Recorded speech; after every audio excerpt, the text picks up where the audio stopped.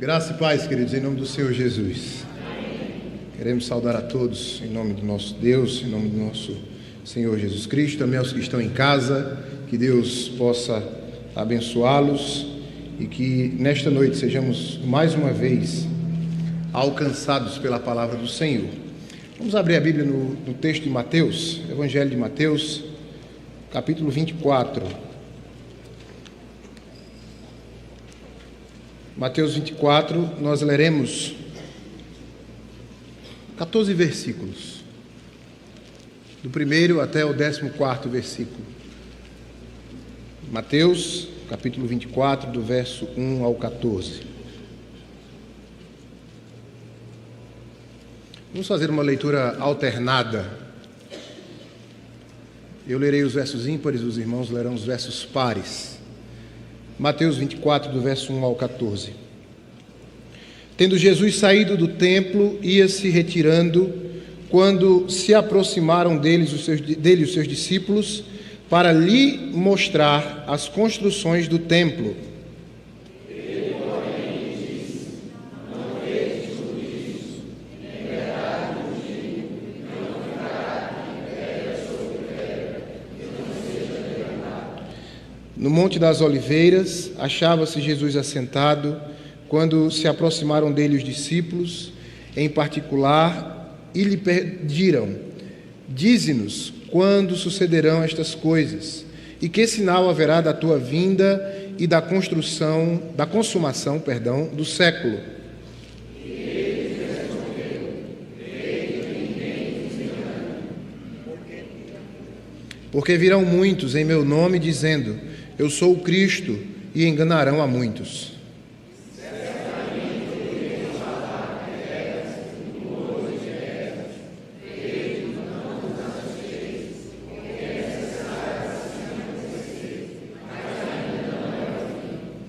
Porquanto se levantará nação contra nação, reino contra reino, e haverá fomes e terremotos em vários lugares.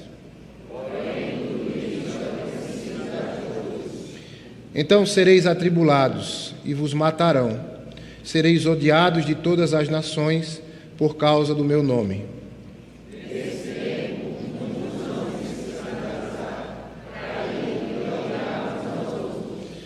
Levantar-se-ão muitos falsos profetas e enganarão a muitos.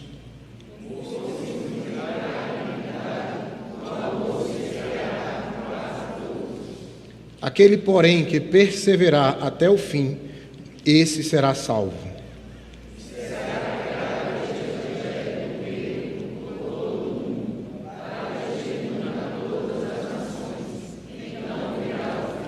Amém. Oremos mais uma vez. Senhor nosso Deus, apieda-te de nós e chega até nós pela Tua palavra. Alcança-nos mais uma vez pela revelação do Senhor para nós, que agora lemos e que deve ser parte do nosso conhecimento, mas também deve ser parte da nossa prática. Ajuda-nos, ó Deus, a vivermos de acordo com a Tua palavra, deixarmos cada vez mais o nosso velho homem, nos despirmos do nosso velho homem e nos revestirmos do velho homem pela Tua palavra. Quanto a mim, ó Deus, tem misericórdia de mim, tão somente um instrumento nas Tuas mãos, para a glória do Teu nome. É a oração que fazemos em nome de Jesus. Amém. Queridos, Mateus 24 é um texto em que acontecimentos da história daquele período são colocados como apontamento para acontecimentos futuros.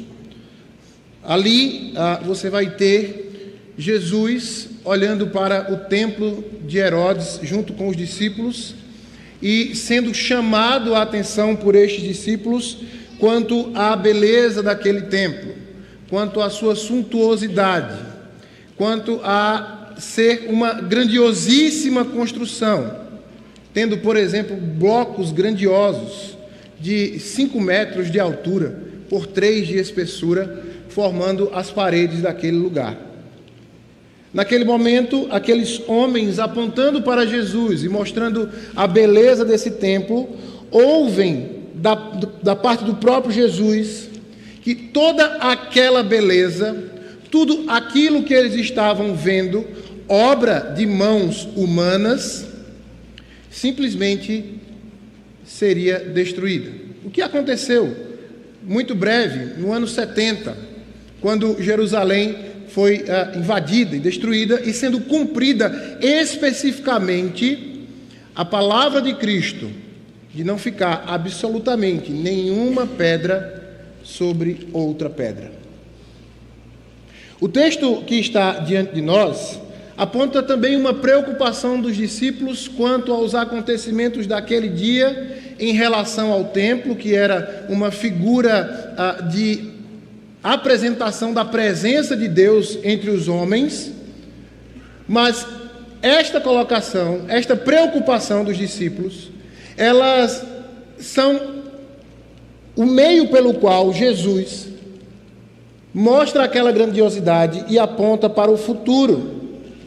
Logo depois, Jesus vai conversar com aqueles homens e vai começar a tratar das questões a respeito do fim. E nós temos ouvido constantemente, aqui neste púlpito, nas pregações que ouvimos na nossa igreja, na palavra do Senhor, que Jesus está às portas e que Ele voltará. Cantamos hoje à noite, Jesus virá outra vez aqui, aleluia, isso é maravilhoso. Nós não fomos deixados para trás. Nós seremos levados para uma morada eterna, celestial. E é preciso que, nestes tempos do fim, nós estejamos atentos a uma questão extremamente importante: como devemos lidar nestes dias? Por isso, pensar no tema Caminhando com Cristo no princípio das dores. Caminhando com Cristo no princípio das dores. Este é um texto, queridos, dos mais ricos a respeito de escatologia, ou seja, os estudos a respeito do fim. Os estudos que ligam o nosso entendimento àquilo que a Bíblia nos traz de informações a respeito do fim, dos últimos dias, da volta gloriosa do Senhor e do resgatar da sua igreja gloriosa, deixando então de ser igreja militante, passando a ser igreja triunfante. Mas enquanto Ele não vem, ainda somos igreja militante.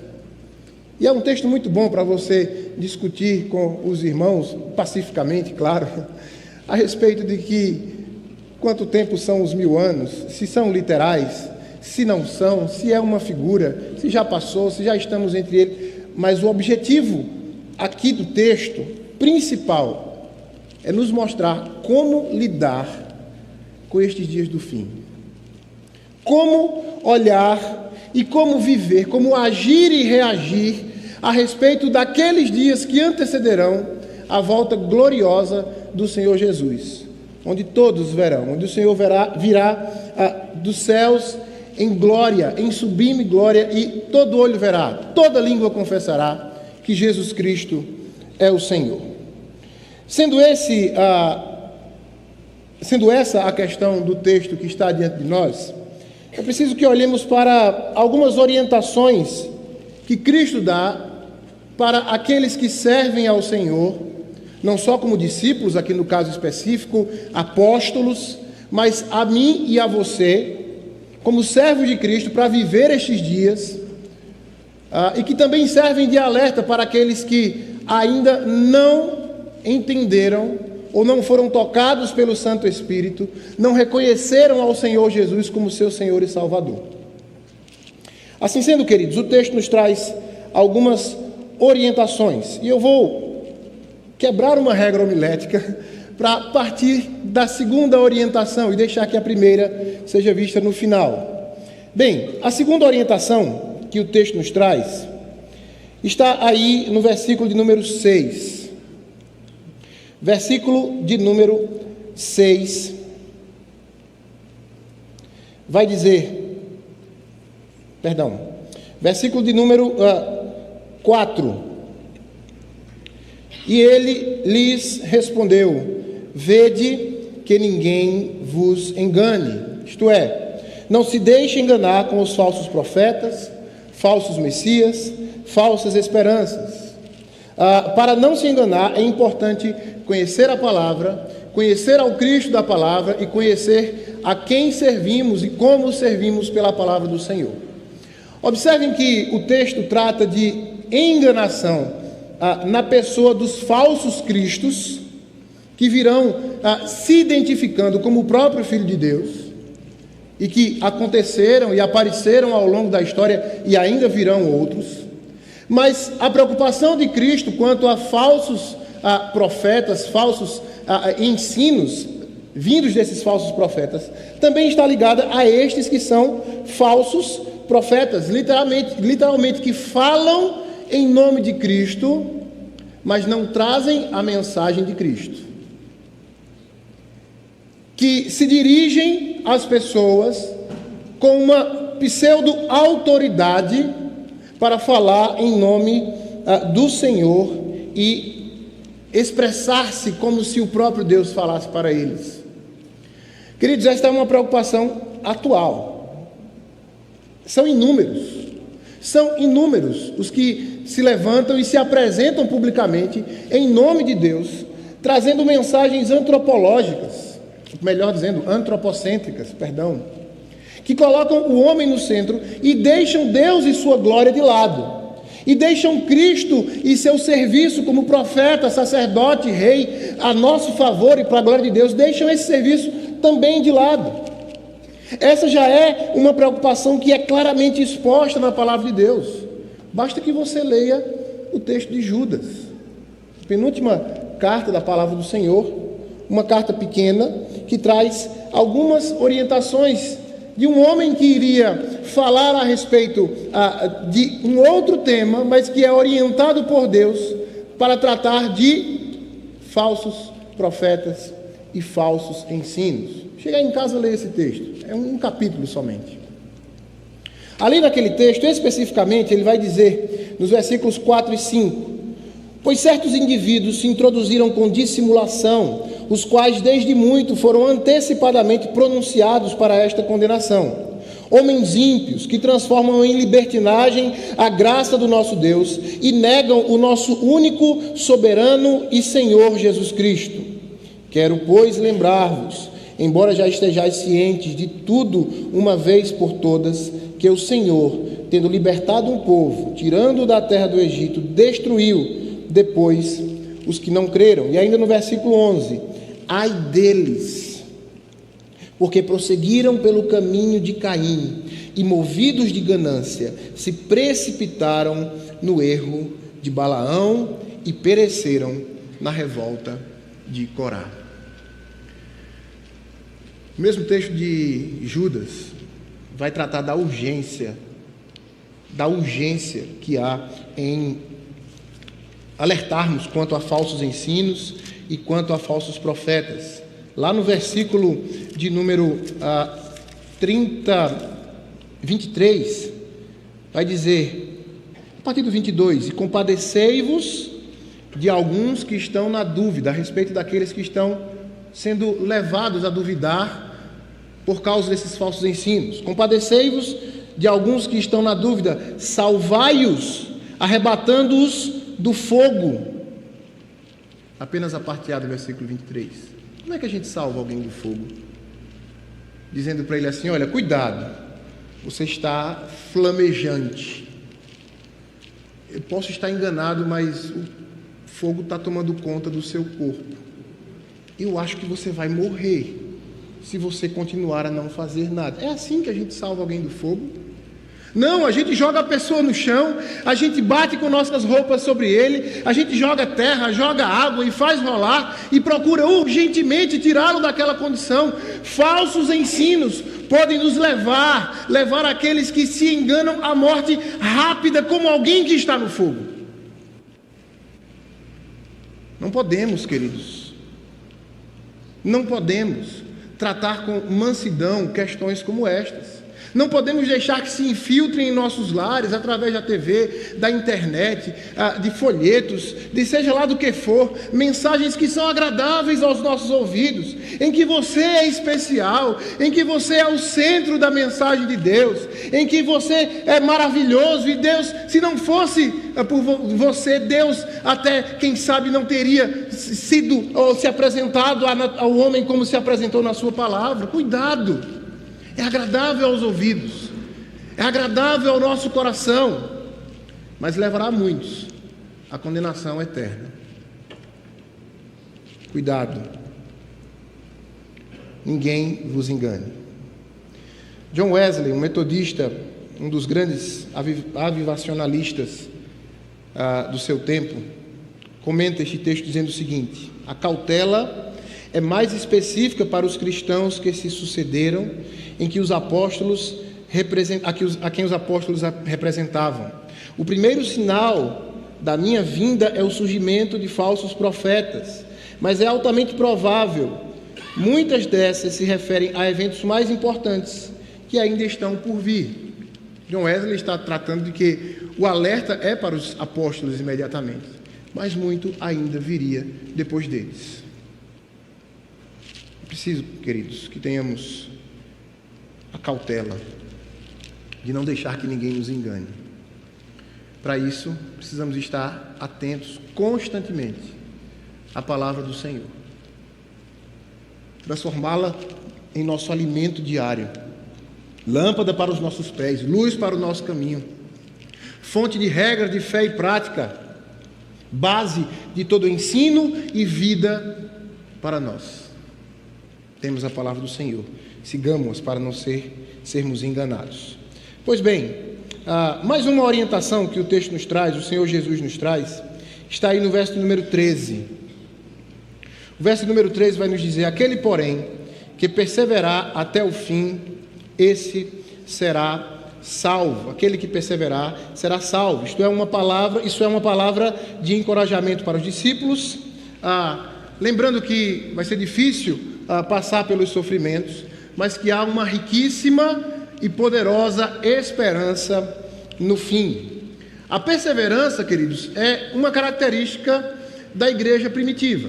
Você vai para Atos 2, 42 e vai ver que em 4 características daquela igreja, o que predominava para estas 4 características era a perseverança. Eles perseveravam na doutrina, na comunhão, no partir do pão e nas orações.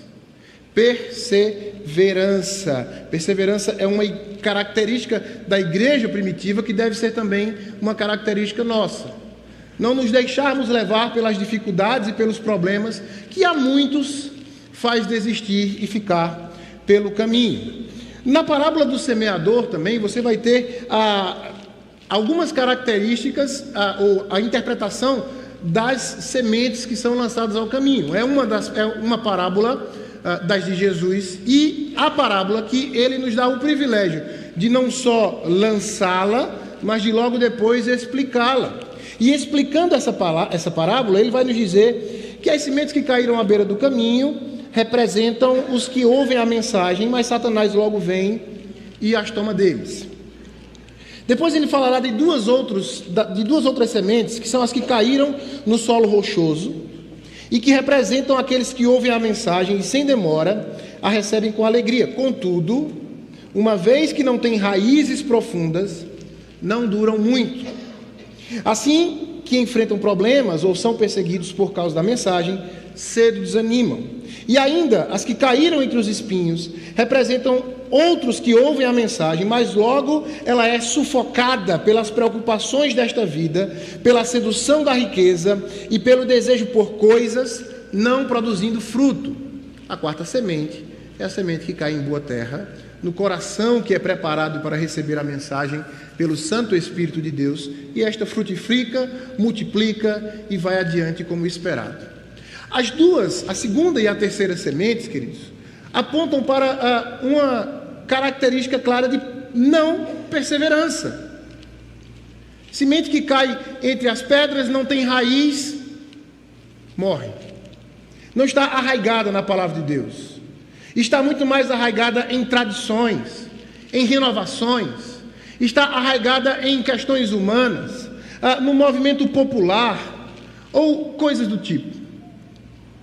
A 3ª semente é a semente que cai entre os espinhos, parece que criou raiz, e foi crescendo, mas os espinhos sufocaram. Os problemas, as dificuldades tomaram conta daquela planta e ela simplesmente não prosperou. Segunda e terceira sementes apontam para esta falta de perseverança, queridos. Perseverar, persistir, continuar, ir adiante. O caminho é fácil? Não, mas o Senhor está conosco. O Senhor está comigo, o Senhor está com você, e as lutas, as dificuldades são presentes, mas o Senhor é muito mais. O Senhor é como a nossa sombra à nossa direita, o Senhor está cuidando de nós. O Senhor está conosco em toda e qualquer situação, por isso, persevere. É para isso que nós estamos em meio a uma igreja militante, para lutarmos juntos por aquilo que Deus nos deu como palavra do Senhor. Mesmo com enfermidades, mesmo com dificuldades, tentações, problemas e lutas as mais variadas, perseverança, o Senhor está conosco. Perseverar, seguir adiante, não olhar para as questões do caminho, olhar tão somente para Cristo, autor e consumador da nossa fé. Filipenses 3, do verso 13 ao 14, vai dizer: irmãos, quanto a mim, não julgo havê-lo alcançado, mas uma coisa faço, esquecendo-me das coisas que para trás ficam e avançando para as que diante de mim estão, prossigo para o alvo, para o prêmio da soberana vocação de Deus em Cristo Jesus. Vamos em frente. Olhemos para o Senhor. Olhemos para aquele que nos colocou neste caminho gracioso, misericordioso, cheio das mais ricas bênçãos que vem da parte de Deus. Perseverança. Por mais espantosos que sejam os acontecimentos do fim, continuemos dessa maneira, perseverando junto ao Senhor. Ainda Tiago, capítulo 5, do verso 7 a 11, vai falar também sobre essa perseverança. Lá nós vamos ter o seguinte texto: sede, pois, irmãos, pacientes, até a vinda do Senhor. Eis que o lavrador aguarda com paciência o precioso fruto da terra, até receber as primeiras e as últimas chuvas. Sede vós também pacientes e fortalecei o vosso coração, pois a vinda do Senhor está próxima. Aleluia. Irmãos, não vos queixeis uns dos outros, para não serem julgados. Eis que o juiz está às portas.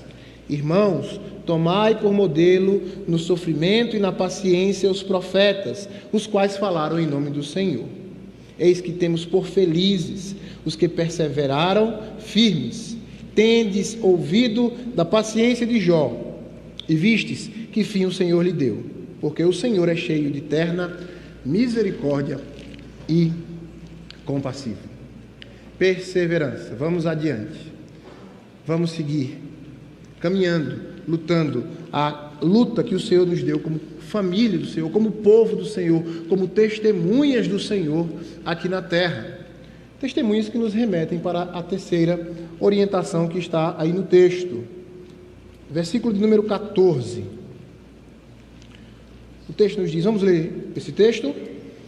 Já está aí? Isso. E será pregado por todo o mundo, para testemunho a todas as nações, então virá o fim.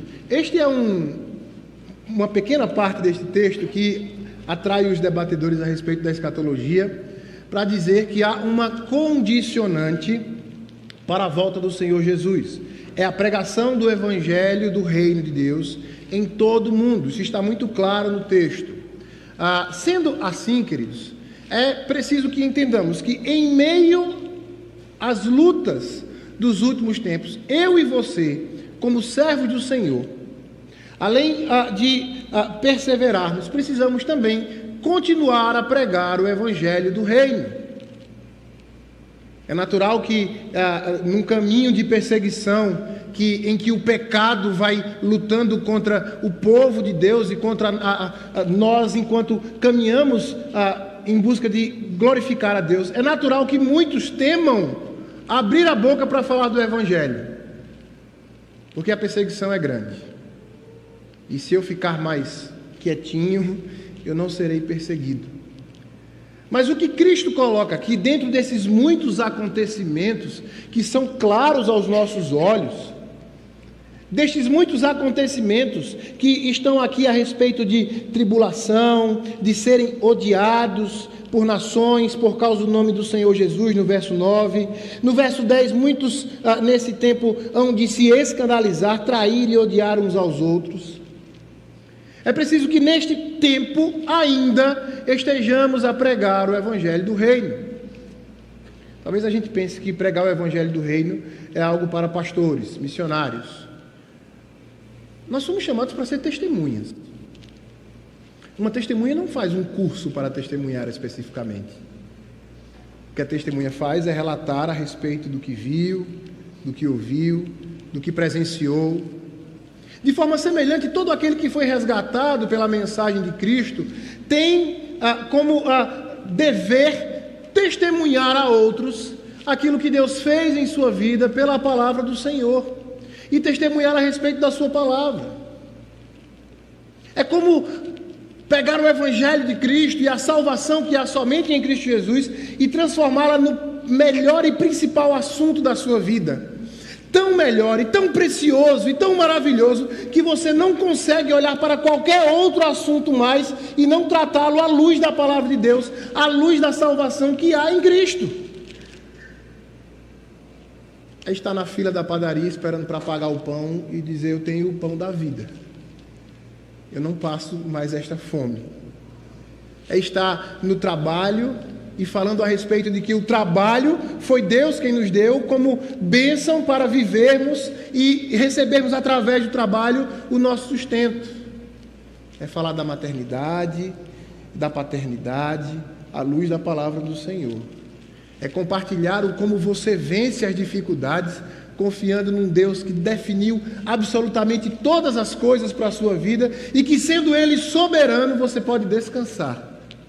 E compartilhar deste descanso que você tem no Senhor com aqueles que estão perdidos.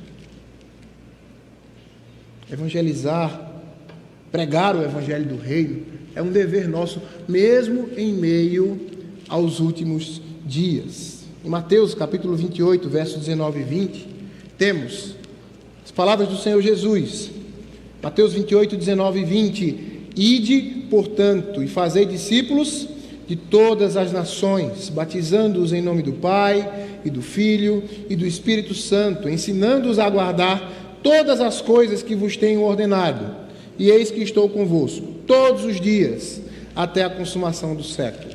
Ainda em Mateus, capítulo 10, verso 7, o texto vai nos dizer que à medida que seguirdes, pregai que está próximo o reino dos céus. É preciso, queridos, que aquilo que foi tão maravilhoso nas nossas vidas, aquilo que foi tão precioso um dia, na minha e na sua vida, que foi ouvir a mensagem de Cristo, ouvir a respeito de que há salvação, de que há a bênção de Deus de nos resgatar das trevas e nos transportar para o reino do Filho do seu amor, não está guardado só a mim, mas está guardado a outros que também estão perdidos e precisam ouvir essa mensagem. João Calvino, comentando a respeito desse texto, vai dizer, num extenso comentário, uma parte desse comentário diz: vamos, portanto, aprender que, onde quer que o Evangelho seja pregado, é como se o próprio Deus tivesse entrado no meio de nós e nos rendido solene e expressamente, para que não vagueamos nas trevas, como se não soubéssemos para onde ir, e que aqueles que se recusam a obedecer possam se tornar indesculpáveis. Somos chamados a pregar o Evangelho do Reino e precisamos fazê-lo por onde quer que andemos, para a glória do Senhor, para a salvação dos perdidos. Mas por fim, queridos, eu quero voltar a mais uma orientação que está no versículo de número 6. No versículo número 6, a palavra do Senhor nos diz: e certamente ouvireis falar de guerras e rumores de guerras. Vede, não vos assusteis, porque é necessário assim acontecer, mas ainda não é o fim. Não vos assusteis. A palavra do Senhor traz a expressão não temas por 366 vezes na palavra do Senhor. Já disse alguma vez para os adolescentes, não sou numerólogo cristão, isso nem existe, mas são é um número que equivale a cada dia do ano. Não, pastor, são 365. E o bissexto, né? 366. É como se Deus estivesse dizendo para nós todos os dias: não temam, não temam, estou convosco, como lemos no outro texto de Mateus, todos os dias, até a consumação do século. Não vos assusteis, o sofrimento não deve ser uma surpresa para nós. Esses eventos perturbadores são esperados. Jesus sabia que isso ia acontecer e nos assegura de que Deus decretou absolutamente tudo isso. O texto de Apocalipse pode parecer assustador devido aos acontecimentos ali relatados, e são para os que não têm a Cristo. Quantos não temem, né? Ler o texto de Apocalipse. Vamos ler Pastor, vamos escolher outro, né? Vamos escolher um evangelho, tantas curas, tantos milagres, tantas bênçãos do Senhor, né? Vamos ler os salmos, as lindas canções do povo de Israel, tratando da beleza dos montes, da revelação do Senhor pela natureza, de como Deus nos ama e como destrói os nossos inimigos. Vamos ler os livros históricos e conhecer a respeito da história de Israel, do passado, e às vezes as pessoas têm um certo temor com o livro de Apocalipse. Queridos, o livro de Apocalipse encerra-se dizendo que naquele último dia, o Senhor Jesus, Apocalipse 21, receberá a sua igreja como o noivo recebe a sua noiva, purificada, lavada pelo sangue dele mesmo, e a receberá para a glória do Senhor e para um gozo eterno diante de Deus. Todos esses acontecimentos redundam neste acontecimento final. Estaremos eternamente com o Senhor, para a glória dele, para a nossa satisfação nele. Isso é maravilhoso. Não se deixe levar pelas figuras de Apocalipse, como também não se deixe levar pelas catástrofes naturais, pelas guerras, pelos rumores de guerras, por tudo aquilo que os últimos dias já trazem e ainda vão trazer mais. A mídia é especialista em nos assustar, e é isso que ela quer, é isso que dá ibope para ela, é isso que faz render o seu trabalho. E muitos estão sendo muito mais levados pela mídia do que pela palavra de Deus. E não estão atentos de que a morada eterna é um lugar de gozo, de alegria, de estarmos com o Senhor eternamente, onde não haverá mais morte, não haverá dor, não haverá choro, as coisas velhas passaram, tudo se fez novo. Por isso, meu irmão, não se assuste com os dias do fim, não se deixe distrair pelos acontecimentos que virão. Até estes acontecimentos estão debaixo da mão do Senhor, até sobre estes acontecimentos o Senhor Deus é Senhor e é soberano. Não se deixe levar pela sua natureza. Nós somos fracos, somos pequenos e nos atemorizamos muitas vezes porque deixamos de olhar para o nosso Deus. Mas olhe para o Senhor, não se assuste. Esses dias estão debaixo do seu controle e caminham para a glória do Senhor. Confie em Deus, caminhe com o Senhor. Esses dias virão, é fato, é o Senhor mesmo quem promete. Mas nós precisamos olhar para Deus, olhar para o seu Filho Jesus Cristo, Emmanuel, Deus conosco, e colocarmos nele a nossa esperança, nele a nossa confiança, e por ele tirarmos todo e qualquer temor do que virá. Nada mais é do que as portas do céu se abrindo para receber o povo salvo, eleito de Deus, para a glória do Senhor, para a nossa alegria. Por isso, igreja do Senhor, descanse na vontade de Deus. Esteja pronto a caminhar com o Senhor por esses dias difíceis. Não se deixe enganar por falsos ensinos. Não se deixe levar por esses ensinos.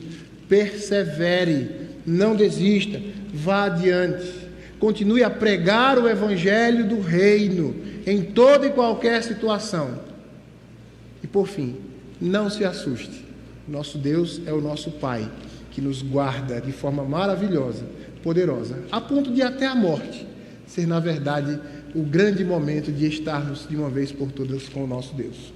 Contudo, se você está ouvindo essa mensagem em casa, pela internet, ou aqui mesmo na igreja, e se assusta ainda em ouvir falar dos acontecimentos do fim, se assusta ao ouvir falar do fim do mundo, do grande julgamento, está faltando alguma coisa de extrema importância para a sua vida. Jesus Cristo no seu coração. Entregue-se a Cristo ainda hoje. Confesse ao Senhor Jesus como seu Senhor e Salvador. E todo este temor, toda esta preocupação que pode sobrevir devido aos dias do fim, passarão na confiança que temos em Cristo Jesus. Vamos orar mais uma vez? Ó Deus de amor, nós somos tão pequenos, nós somos tão limitados. Ó Deus, nós muitas vezes fraquejamos. Mas, ó Pai, nós queremos te pedir nesta noite. O teu povo te pede nesta noite, ó Deus, que o Senhor nos dê a perseverança que a tua palavra nos ensina. Nos dê a sabedoria para lidarmos com falsos ensinos. Nos ajude também, ó Deus, a mantermos o padrão de pregarmos o Evangelho por onde quer que formos, ó Deus, para a glória do Senhor e para recebermos outras pessoas nesta grande família, neste corpo que é o povo do Senhor. Mas acima de tudo, ó Deus, eu te peço, se há temor no coração do teu povo, retira, ó Deus, todo e qualquer temor quanto aos dias do fim. A tua palavra nos diz que somos mais do que vencedores por meio daquele que nos amou. E nesta declaração, ó Deus, nós confiamos, pois é tua palavra para nós. Nos dá essa paz, nos dá a certeza, a confiança que o Senhor continua soberano, guardando todas as coisas. A honra, a glória e o louvor sejam dados a ti. Em nome do teu Filho Jesus te oramos. Amém.